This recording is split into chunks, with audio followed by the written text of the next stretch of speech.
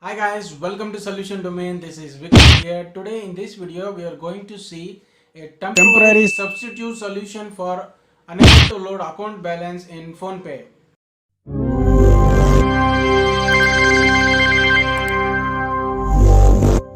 Click on this help button. Select bank account and UPI option.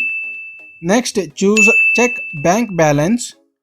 Now select app unable to fetch bank balance. Here in the app they have very clearly mentioned that if the app is unable to display your bank balance, this could possibly be due to a temporary technical issue or internet connectivity issue. Please retry after some time with good internet connectivity. Note, the account you are trying to check balance for must be linked with your PhonePe account. So what more you can do is you can submit your feedback.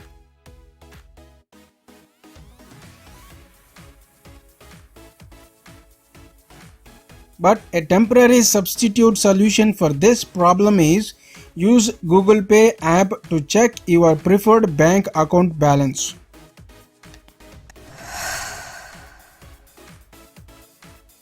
Click on check balance.